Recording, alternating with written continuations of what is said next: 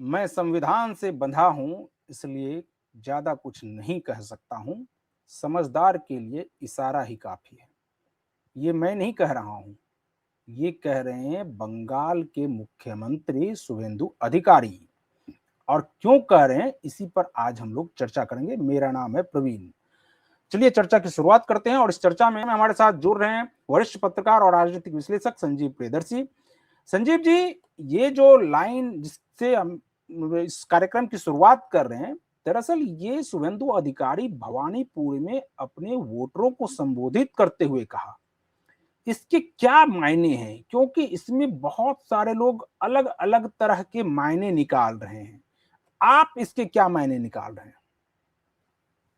नमस्कार प्रवीण जी, दर्शकों को भी मेरा नमस्कार। देखिए, इसके कई मायने हैं। पहला मायना यह है, अगर आप निकालें, कि देखिए, बंगाल की जनता हम्म। अधिकतर ये कह रही है कि आखिर अभिषेक बनर्जी को जेल क्यों नहीं भेजा गया अभी तक, ममता बनर्जी को जेल क्यों नहीं भेजा गया अब तक। तो पहला हम्म। ये है मैसेज कि जो भी होगा वो संविधान के तहत होगा, उसमें कोई हड़बड़ी हम्म। नहीं है, क्योंकि वो एक कॉन्स्टिट्यूशनल पोस्ट को होल्ड करते हैं। दूसरा ये है कि आप हम्म। देखेंगे कि कई बार शुभेंदु जी ने इलेक्शन से पहले, इलेक्शन कैंपेन के दौरान और जीतने के बाद भी बांग्लादेशी घुसपैठ को लेकर बहुत ही कड़ी टिप्पणियां की थी, जिस पर ढाका से भी जवाब आया, रिस्पॉन्स आया। और ढाका ने भी अपने तेवर जो हैं सॉफ्ट किए और ये कहा कि वो शुभेंदु जी को ऐसा बयान नहीं देना चाहिए जिससे कि दोनों देशों के बीच संबंध खराब हो। और निश्चित रूप से ये शुभेंदु जी के पेरिफेरी के बाहर की बात है कि वो ठीक है, बांग्लादेशी घुसपैठिया वो जो भगाना है, जो भगा जाना है वो जाएंगे।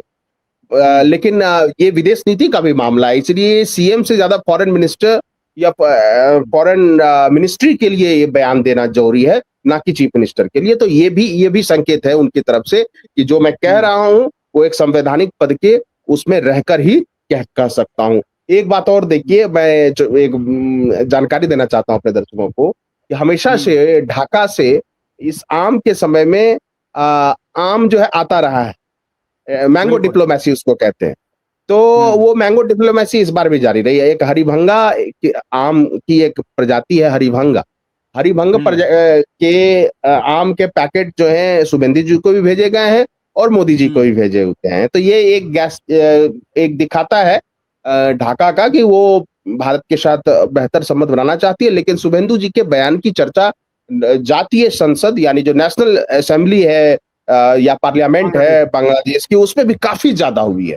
तो इससे पाकिस्तान को फॉल प्ले करने का मौका मिलता है, सीआईए को फॉल प्ले करने का मौका मिलता है। और वैसे भी वो संवैधानिक पद पे रहने के बाद एक तरीके से ही बोला जा सकता है। ये बात शुभेंदु जी ने सही कहा, बिल्कुल सही कहा, और वो राइट ट्रैक पर है, सही दिशा में जा रहे हैं। और एक सबसे बड़ी बात आप देखिए, तो अभी जो वहां टीचर की बहाली होनी है प्रवीण जी, वो यूपीएससी के मॉडल पर ली जाएगी।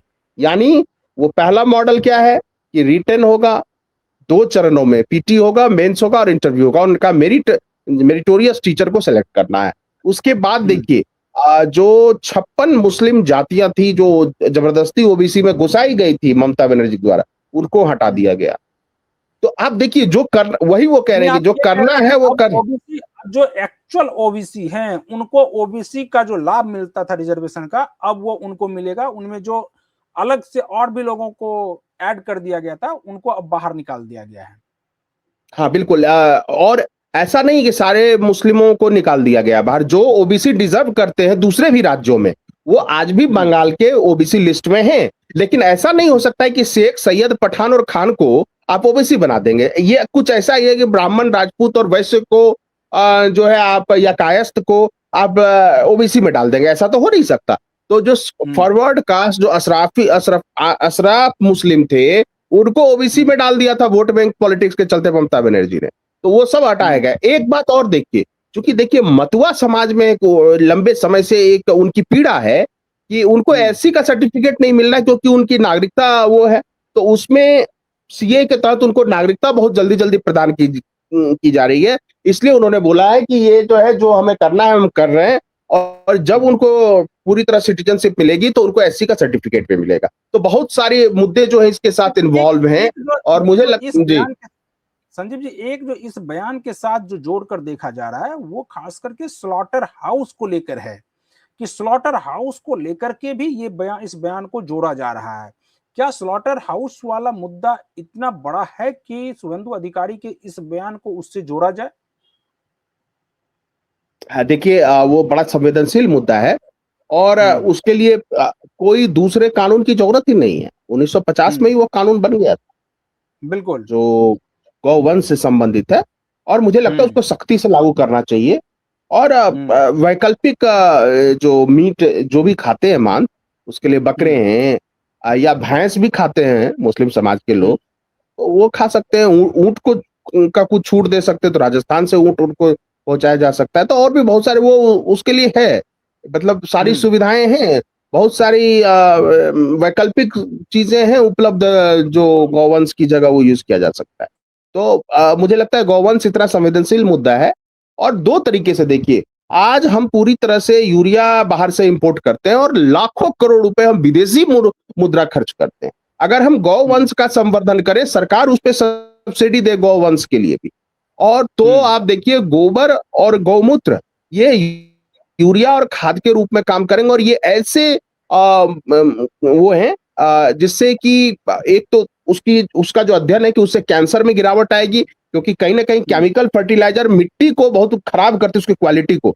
और अगर हम गाय गोबर और गौमूत्र का उपयोग करते हैं तो मिट्टी में उर्वर शक्ति बढ़ती है, उसमें जल धारण करने की क्षमता भी बढ़ती है। इसलिए कहा जाता है कि जिस खेत में गाय का गोबर दे के खेती होती है, वो अगर कोई तेज आंधी भी आती है तो फसल पूरी तरह से नहीं गिरता, तब भी फसल बच जाती।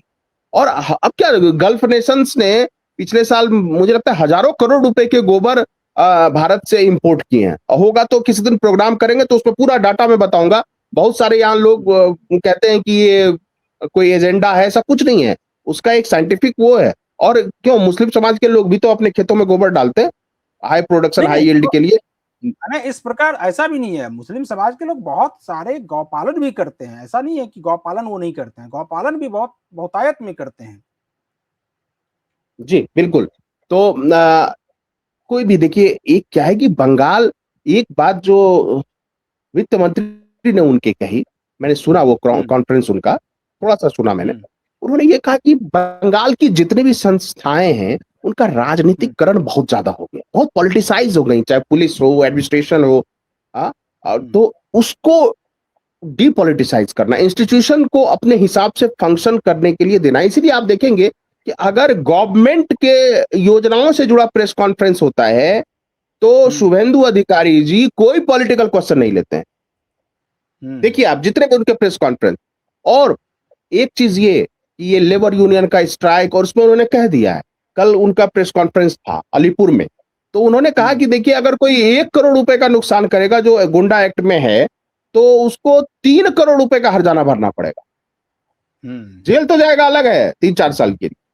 तो एक माहौल कि वहां उद्योगपति निवेश कर सके, वैसी स्थिति लग रही है। लॉ एंड ऑर्डर को सुधारना पहली प्रायोरिटी है। और टीएमसी के जितने वो गुंडावाद के जो फ्लैग बेरर्स थे, उन सबकी क्या दुर्दशा हुई है।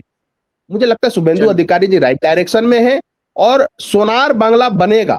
और जो सोनार बांग्ला बनेगा, मैं इसलिए बताता हूं प्रवीण जी, बंगाल के पास अपना कोस्ट लाइन है। एक बंगाल तो एक समय दुनिया में सबसे ज्यादा रिच इलाका था, सबसे रिच था। वहां पे खेती बहुत अच्छी है। अब देखिए चाय से लेके अनानास तक क्या नहीं खेती होती है वहां। मछली हार्वेस्टिंग, फिशिंग बहुत जबरदस्त है। और अगर वहां पे कोई कंपनी फैक्ट्री लगाती है तो वो वहीं से अपना ट्रेड कर देगी। लेकिन बिहार के साथ वो सुविधा नहीं है, झारखंड के साथ वो सुविधा नहीं है।